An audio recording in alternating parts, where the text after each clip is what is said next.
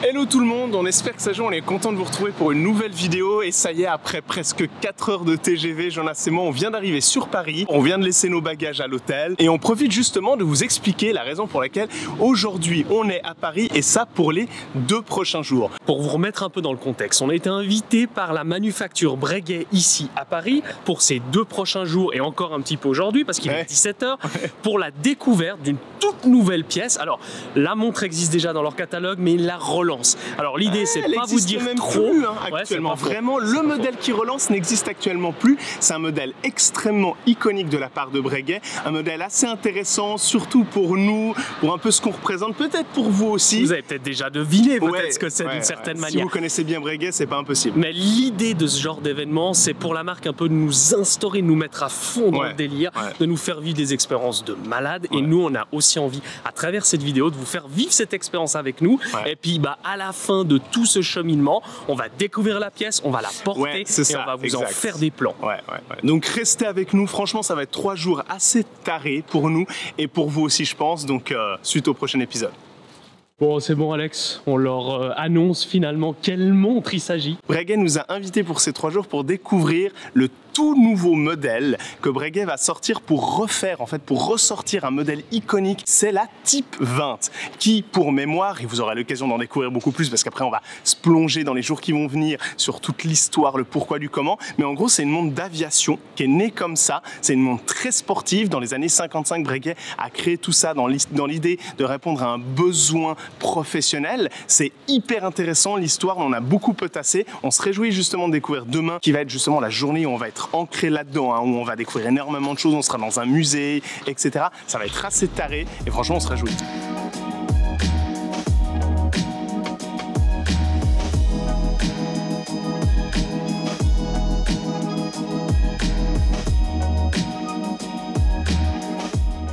Je crois que vous commencez à connaître notre amour pour Omega, pour Longines, pour finalement le Swatch Group dans son ensemble. Et là, on est invité par Breguet pour la toute première fois. Pour nous, c'est hyper fascinant. C'est un peu une forme de rêve qui se réalise en quelque sorte. Parce qu'on est fasciné par les montres Breguet. C'est toute une histoire, c'est un truc de malade. Mais pourtant, on n'a pas non plus monstre l'habitude d'en avoir en main.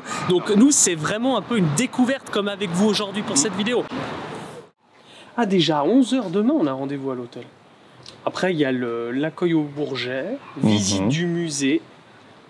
Ouh, ça va être chouette ça. Breguet ont fait les choses en très grand, au point où ils nous ont donné une petite carte, un peu type carte de crédit. À l'arrière, il y a un QR code, on le scanne avec notre téléphone et là on a accès en fait à toute l'organisation de ces 3 prochains jours. Donc déjà rien que ça, c'est plutôt cool. Et a priori aussi, on a accès à un peu toute une visite qu'on peut faire de manière libre, c'est-à-dire qu'on décide de le faire ou pas, ça c'est vraiment selon notre point de vue, et où en fait on a accès à tout l'historique, toute l'histoire de Breguet à travers Paris. Donc c'est assez intéressant et on va découvrir ça. Tu savais que sur la tour Eiffel, a priori, c'est marqué Breguet. À côté de Polonceau, Dumas, etc. C'est la classe. Ah, c'est pas piqué les hannetons, ça. Je dirais que la moquette, c'est le principal. Je dirais que si on mise que sur la moquette, c'est pour l'instant très joli. Ok. Bravo. Oh là là. Attention. Hop. Oh. C'est joli. C'est très joli. C'est beau. C'est cosy. C'est très cosy, carrément. Bon, maintenant c'est à moi de prendre possession de ma chambre. À peu de choses près, ça doit être la même chose qu'Alexis. Voilà, voilà. Alors moi, on sait pas pourquoi j'ai 2 lits. Ok, très bien. C'est grand, mais j'ai 2 lits. On sait pas pourquoi. L'idée là, c'est une bonne petite douche parce que bon, on a fait quand même 4 heures de trajet, plus un petit peu de taxi dans les embouteillages, etc. Là, on se change tranquille, puis après on a le repas du soir. Aujourd'hui, la journée va pas encore être bien longue, mais par contre, demain, les choses sérieuses commencent. Bon, c'est bon, tout est prêt. Le matos est prêt. On a rendez-vous là à l'aéroport du Bourget. Ouais, pour une super exposition concernant justement les fameux nouveaux types 20 de chez Breguet, mais aussi toute l'histoire de la type 20 depuis, je crois, environ 1955. Donc c'est un peu aujourd'hui, hein, la deuxième journée, le gros de l'événement. Vraiment aujourd'hui qu'on va voir un peu la présentation, toute l'histoire, etc. Donc c'est un peu pour maintenant qu'on est venu à Paris justement, quoi. Ouais, on va rentrer dans l'univers, on va aller dans un aéroport, je crois, qui n'est plus tellement en activité. Non, si j'ai pas tout compris, mais historiquement, il est hyper important. Bah écoute, on va en découvrir pas mal, donc go quoi.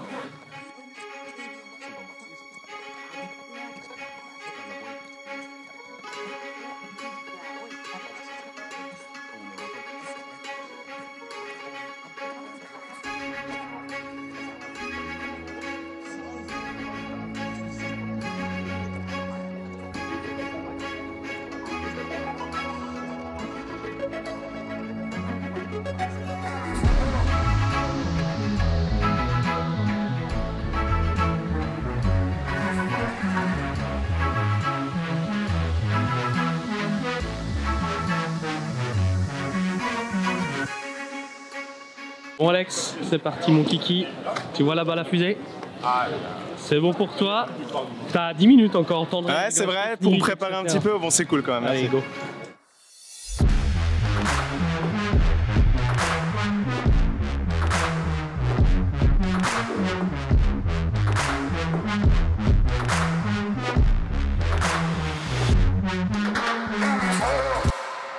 On vient d'arriver dans un hangar et en fait il y a la fierté de la France, le Concorde qui est là, il y en a 2, c'est complètement taré. On s'y croirait, ça sent même un tout petit peu le kérosène. Hein.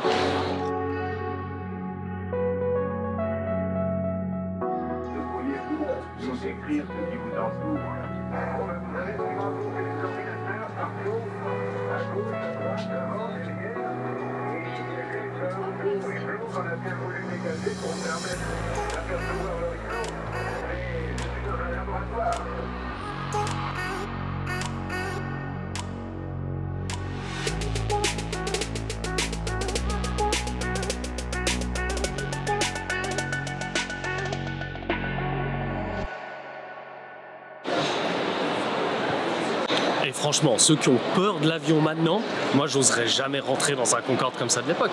Alors c'est très cool, hein, c'est hyper, comment dire, dans son jus, mais fallait être costaud en 69 pour rentrer là-dedans. Ça c'est le premier proto. Et on a même vu des Breguet, donc des montres un peu instruments, la Type 11, donc c'est vraiment l'ancêtre de la Type 20 qui était déjà équipée à bord. Ils sont arrivés avec les montres poignets, donc les Type 20, parce que l'objectif c'était d'avoir un double instrument s'il y en a un qui déconnait. Enfin bref, tout ça c'est pour tout à l'heure.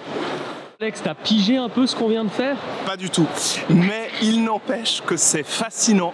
Il y a un mood, il y a technologique, vintage, très particulier. Ça rappelle un petit peu du coup ce qu'on va découvrir avec la Type 20 et c'est absolument fascinant. Ce qui vient vraiment faire le lien en fait avec l'aviation et puis du coup Breguet, parce que vous me direz jusqu'à présent, à part la petite montre de cockpit, on n'a pas vu grand chose, c'est normal. En fait, si vous voulez, jusqu'avant 1900, Breguet était surtout concentré sur la maritime, donc tout ce qui est navire, etc. Ils se sont fait connaître beaucoup par ça, hein, pour équiper les grands bateaux, pour les traverser à l'époque où on pouvait s'orienter uniquement avec des compas, une carte, etc. Après 1900, ils ont sauté le pas pour l'aviation, notamment militaire et par la suite l'aviation civile. Et on voit déjà des types 11, des types 12, des types 13 qui sont équipés dans les avions. Et puis un peu plus tard sont arrivés justement les types 20 qui ont équipé les poignets pour avoir vraiment une double sécurité finalement. S'il y en a une qui plante, il y en a une deuxième au poignet, c'est quand même assez cool. Alors Jonas a très chaud. Il se met devant le ventilateur qui souffle un peu le buée et honnêtement, il n'a pas complètement tort. Ça c'est la vie. Là on revit. Bon Maverick, c'est bon, t'es prêt? Quand j'ai vu les trucs qu'il a fait là, avec la moto qui se pète la gueule, moi je suis pas prêt. Hein. Je te dis tout de suite, je suis pas prêt. Hein. Ça c'est Mission Impossible, mais c'est pas grave, c'est le même acteur, ouais, ça marche aussi. Ça marche aussi.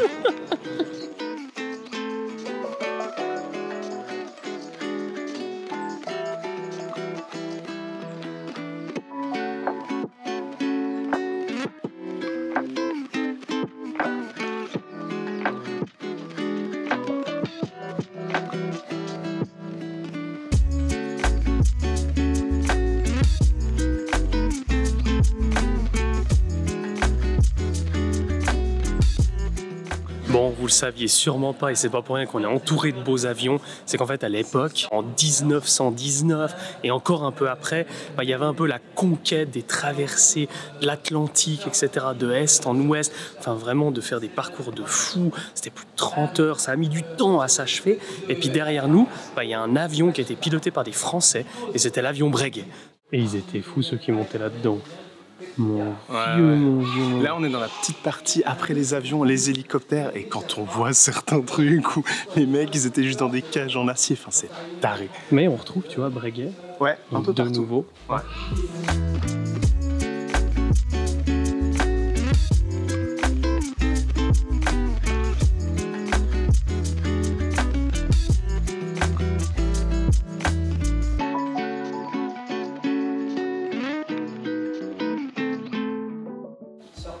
Breguet hélicoptère expérimental. Jonas, tu crois qu'il est expérimental celui-là? Ouais. Le mec il a pris sa tondeuse à gazon et il s'est dit allez, je me bricole un petit truc.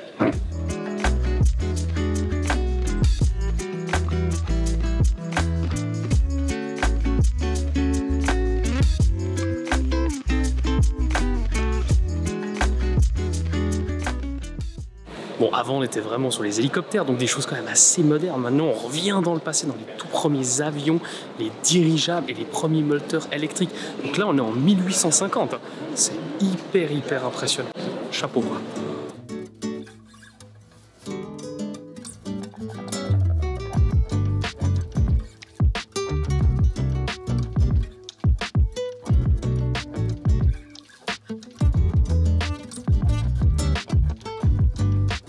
Bon bah voilà, là on est vraiment dans les premiers essais d'aviation quoi. Inspiré tout droit des chauves-souris, des oiseaux, enfin ce qui pouvait s'imaginer qu'ils volent quoi, ce qu'ils pouvaient analyser. C'est taré.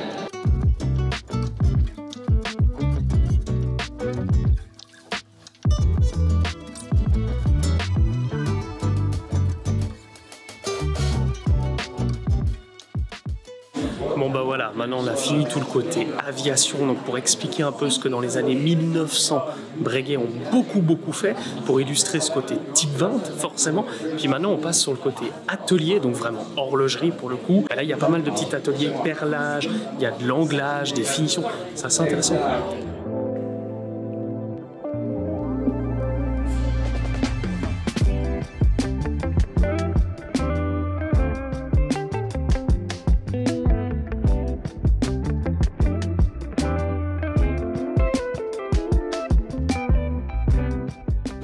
Bon ça y est, je crois que Jonas se prend définitivement maintenant pour un horloger, il est en train de faire 2-3 essais, et je veux dire que c'est assez cool, Breguet nous plonge pas mal dans l'univers. Ouais. Jonas, oui. Qu'est-ce que tu es en train de Je foutimasser? fais des traits tirés, donc j'essaie de faire vraiment comment on appelle ça, un polissage vertical avec cette grosse ligne. C'est pas Ah d'accord, ok, c'est cool, c'est cool.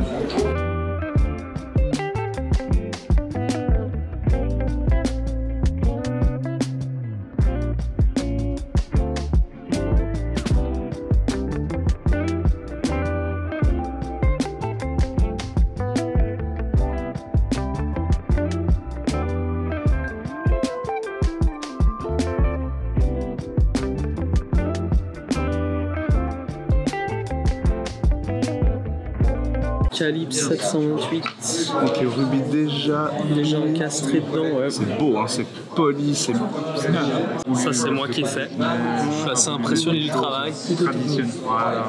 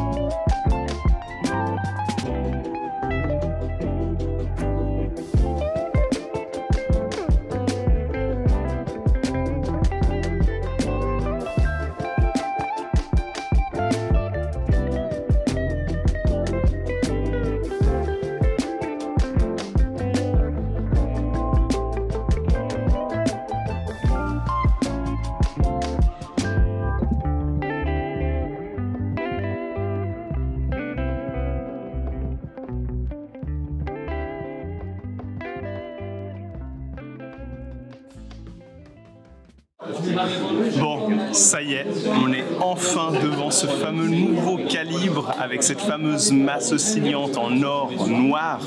Très très beau, c'est impressionnant. Moi ça faisait très longtemps là que je me réjouissais de pouvoir le filmer et c'est hyper beau. Et la complication, on n'en a pas parlé. Alors oui, c'est un chronographe, la Type 20, mais en dehors du fait qu'elle soit chronographe, elle a aussi le retour en vol, le flyback. Et ça, c'est une option qui était hyper importante à l'époque pour les pilotes, pour faire des calculs, etc., sur le carburant, sur les distances, sur beaucoup de choses. Alors oui, maintenant, c'est de moins en moins utilisé de façon professionnelle, parce qu'ils ont des instruments de bord, etc. Mais le retour en vol est quand même une complication horlogère assez importante. Ça permet tout simplement, quand on a enclenché le chronographe, on peut, d'un simple bouton pressoir sur le start and stop, refaire partir l'aiguille du chronographe à la base, donc à 0, et il repart. Donc ça, c'est quand même assez chouette, quoi.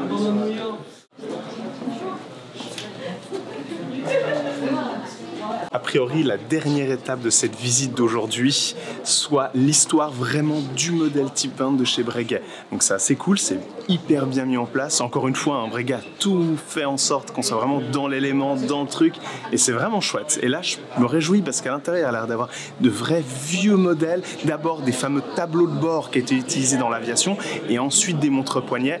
Et justement, on va découvrir un peu tout ça.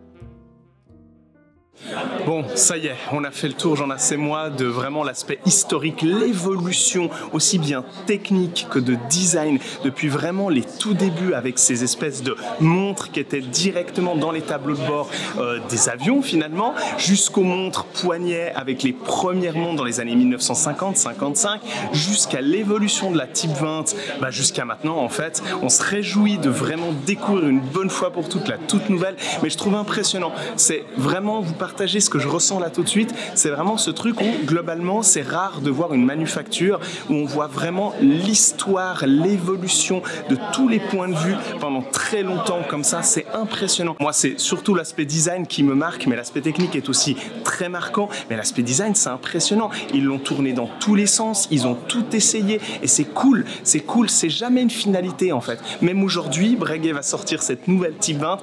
On l'a déjà vu, j'en ai assez moi, donc on sait qu'elle est magnifique, on se réjouit de vous la montrer, mais c'est pas une finalité pour autant. C'est impressionnant de voir comment une manufacture arrive à faire évoluer un seul et même modèle en prenant des choses, parfois en enlevant des choses, parfois il y a des choses qu'on préfère, parfois il y a des choses qu'on aime moins. C'est impressionnant, je trouve ça vraiment inspirant en fait. Bon c'est bon, on s'équipe pour le gala, on est prêt. Ouais. Alex, t'es prêt? Ouais, on a essayé de se faire le plus beau qu'on puisse être. Donc on va passer une bonne soirée, ça risque d'être assez particulier, on n'a pas forcément énormément l'habitude de ce genre d'événement, mais on va bien se marrer. Et on va découvrir les montres pour la première fois, donc ça va être chouette, et puis nous, on vous montre ça demain. C'est ça, allez, à demain. Bon c'est bon.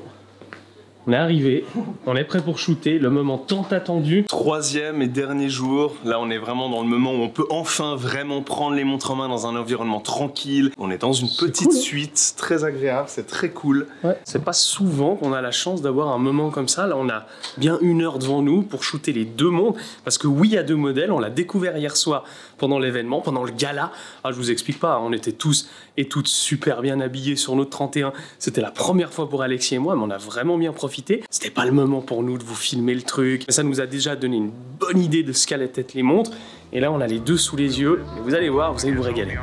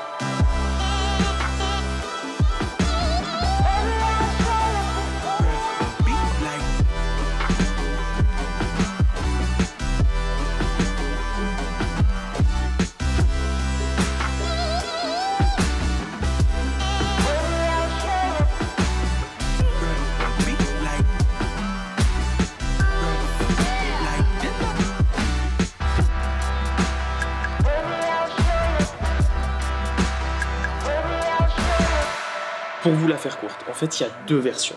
Donc c'est la nouvelle Type 20, 4e génération, presque 70 ans après la sortie de la toute première Type 20. Là, on est sur deux versions, une version militaire et une version plus dite civile. Alexis et moi, on en a pas mal discuté depuis hier soir quand on les a découvertes. On a eu un énorme coup de cœur pour la version militaire. Elle est complètement dingue. Elle est asymétrique, donc on retrouve pas 3 compteurs, mais uniquement 2, alors que la civile en a 3 compteurs. Et je sais pas, elle a un petit truc en plus. Elle est vraiment folle. Ouais, moi c'est ça que j'aime bien avec Breguet, c'est qu'ils sont venus vraiment avec deux modèles très contrastés, un beaucoup plus minimaliste, presque un petit peu puriste dans l'esprit, un peu néo-vintage, vraiment quelque chose avec une couronne extrêmement travaillée, une lunette très épurée, sans graduation, vraiment quelque chose où un peu les puristes du vintage, du côté très militaire, très tool watch vont se reconnaître un peu, et dans une version un peu plus moderne, un petit peu plus fancy quelque part, que moi j'aime beaucoup aussi avec la version civile. Certains vont se reconnaître et certaines aussi beaucoup dans cette montre, parce qu'avec ces 3 compteurs, on a quelque chose de peut-être un peu plus technologique dans l'envie, un peu dans la traduction du design. Moi j'aime beaucoup, et ça c'est fort, parce qu'ils auraient pu faire juste un modèle avec juste une image, juste une traduction de la Type 20, et non, ils ont décidé d'en faire 2. Ça, je trouve très malin et je trouve très réussi.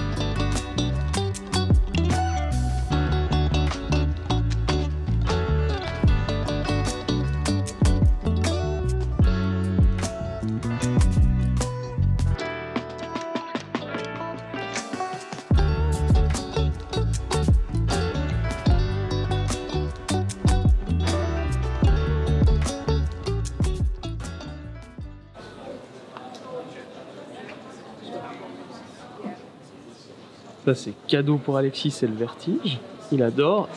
Après Alex, t'es suspendu en 2 cordes par là-bas pour faire une petite prise de vue sur la Breguet Type 20. Là-bas, entre là et là. Bon, et si on parle 2 minutes de technique, parce qu'il y a quand même beaucoup de points intéressants, hein, notamment sur le mouvement. On est déjà face à un chronographe, bon bah ça, je crois que jusque-là, tout le monde l'a deviné, mais elle a la fonctionnalité d'avoir le fameux retour en vol. Et ça, c'est très cool, parce que finalement, quand on appuie sur le poussoir reset, ça vient tout simplement remettre l'aiguille du chronographe à midi. Donc on repart droit derrière sur un chronographe qui se relance au niveau de l'aiguille des secondes. Et ça, c'est très très cool. En plus de ça, on a sur le mouvement une roue à colonne. Et ça montre quand même la prouesse du mouvement. Ça fait 4 ans qu'il le développe, ce mouvement Breguet. C'est un tout nouveau mouvement qui arrive pour la 4e génération. Donc c'est du cossu, et moi ce que j'adore, et on vous en a déjà parlé hier, c'est cette masse oscillante noircie qui est à la base en or 18 carats. Ça lui donne un ADN de malade. On voit que la masse oscillante est importante, on voit que ça fait partie de l'ADN du mouvement. Moi je kiffe beaucoup.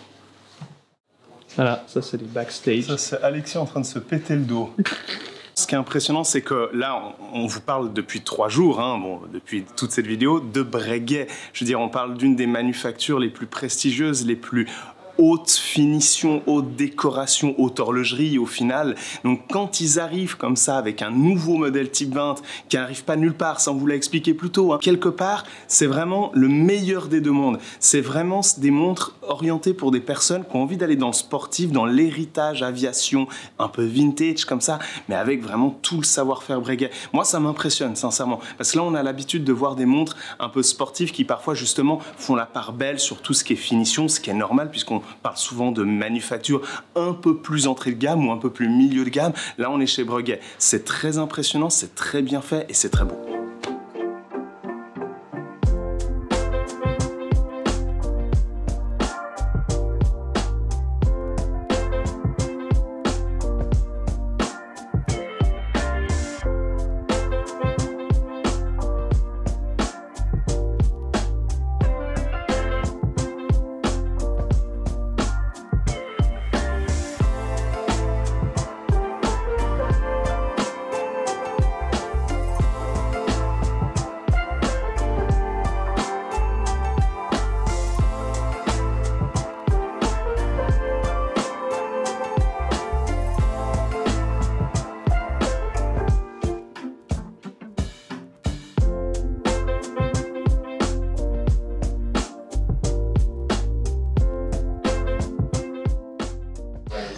C'est le repos du guerrier, je crois plutôt bien mérité. Et c'est vraiment parce que Jonas vient de l'équiper sur Natto, la version civile. Et très sincèrement, depuis qu'elle est sur Natto, moi je prends un moment pour l'observer. Et pour moi, elle reprend presque tout son sens sur Natto. Parce que sa lunette graduée vient vraiment contraster avec l'ensemble du bracelet nylon en noir. Je trouve que là, Puis moi, elle a une tronche je de remarque dingue. un autre truc aussi, c'est les polissages sur les cornes. Il y a quand même un gros travail. Ouais, les cornes, elles sont folles. Elle fait 42 mm de diamètre et franchement, elle passe hyper bien. Complètement. Les couronnes, que ça soit sur la civile ou la militaire, c'est complètement taré. Les aigus alpha là-dessus sont tarés aussi.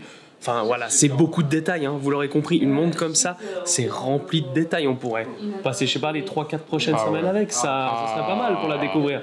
Oui, Ouais, peut-être une fois. je confirme. Elle te va bien.